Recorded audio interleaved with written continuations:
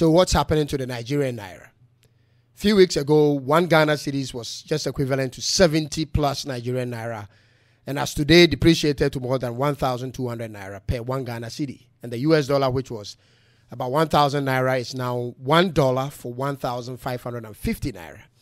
Come on, Nigeria, what's going on?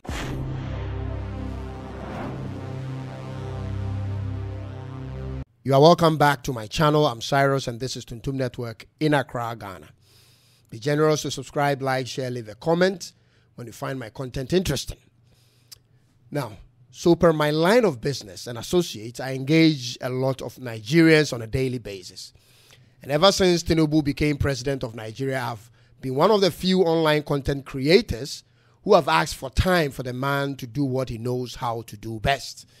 You can confirm that from my previous videos. But from last week to now, most Nigerians I meet talk about how their currency is not doing well, and I didn't take it seriously because normally when there is a change of government, such financial incidences normally happen. But this morning, however, I checked on the forex market and got me worried. I then made a few calls to compare food prices, and that got me even more worried. A bag of rice, which was sold for 60,000 Naira, is now 70,000 Naira. And I see people demonstrating in certain states in Nigeria. This is supposed to be locally produced rice. And so what could be moving food prices up that quickly? Then I looked again on the internet and found others in Nigeria jubilating and having a good time. Take a look at this video. Oh, this man called me that I should come and drink. Yeah. They are flexing. They said they love Tinubu's government, and they say no Igbo man should join any protest. Yes, sir. It's no back time.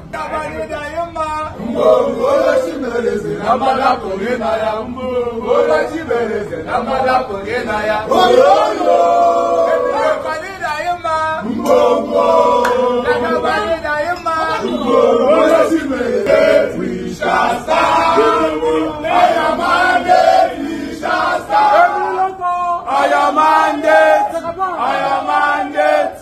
I am mandate, we shall stand.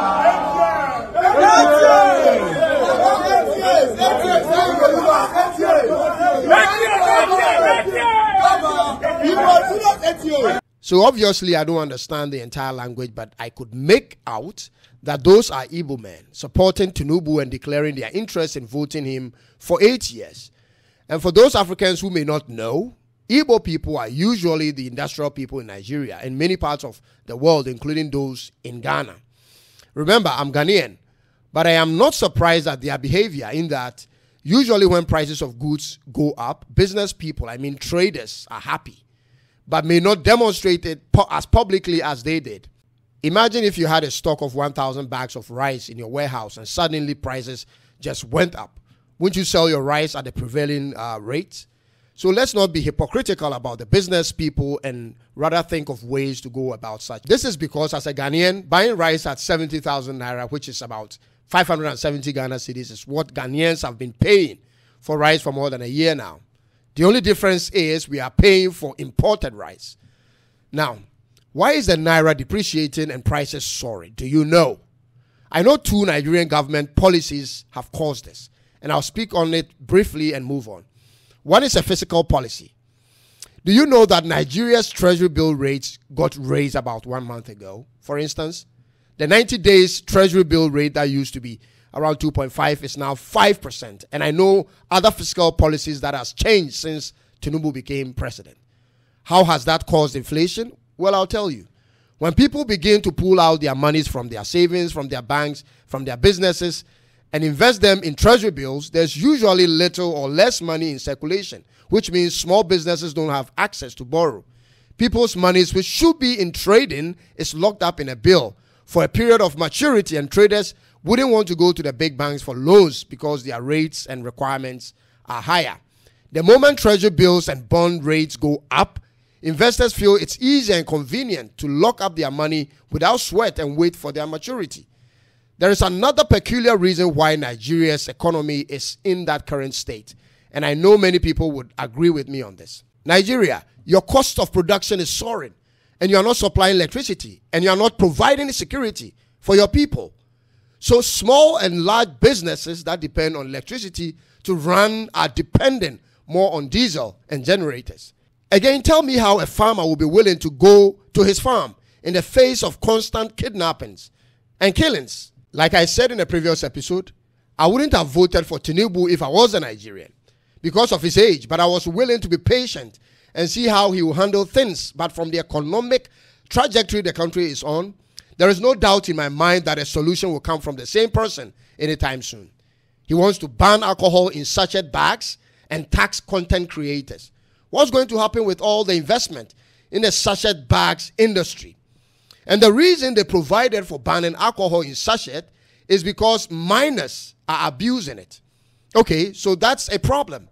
But that's a worldwide problem, and that's not how they've handled it. If you want control in that area, you have to deal with the source, and the source is the distributors or the clubs or the bars. I'll tell you this.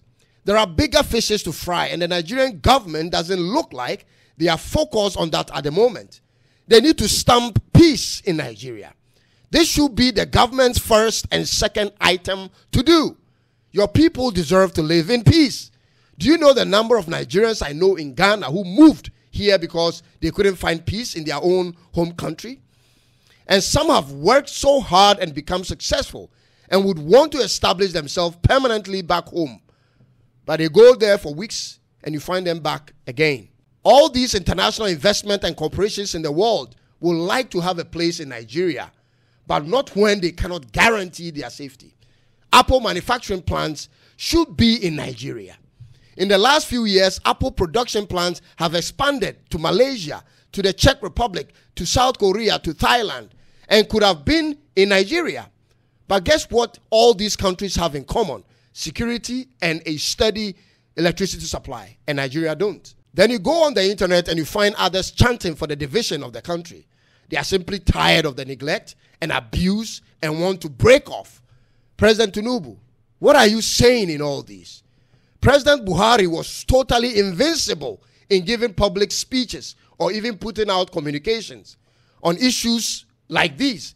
But what will be your style of operation? When there is no steady electricity and there is no security, when unemployment is super high and now food prices are going up, what do you think will happen next? I know the one person to blame in all this. I blame you, the voter, who keeps sitting at home due to fear and because you believe the elections will be rigged anyway, and so you don't go out and vote at all. I blame you. Let me share a story I had with a Zimbabwean whilst I was in South Africa with you. This was at a time when Robert Mugabe was still president of Zimbabwe. So from time to time, the Zimbabwean will complain about South African people. South Africa this, South Africa that. He complains about South Africa government and the police in every chance he gets, until one day I just had to respond to him in the midst of other Zimbabweans and South Africans. This is what I said to him, and I remember it like it happened yesterday. The place was dead quiet, and he never complained again whenever I was around. I said this to him, look, you are in South Africa enjoying all the freedoms and their streets and their food varieties, lights, and their women. Do you know how these things came about? People had to fight. People died. Some were jailed, and many others were brutally abused in the process that brought about the change you see today. So instead of sitting here in somebody's land and complaining about this and that, how about you go back home to Zimbabwe and be a part of that change process? Yeah, change doesn't come cheap, ladies and gentlemen. Nigeria is at a crossroad. The Naira cannot continue sinking. Something must make way for a new Nigeria. I don't know how that's going to start or happen, but I pray God to send a savior to Nigeria. Thank you for taking time off your busy schedule to watch today's episode. I hope you subscribe to my channel to watch more of such. I'll come your way again soon. But until then, God bless you, and it's bye-bye for now.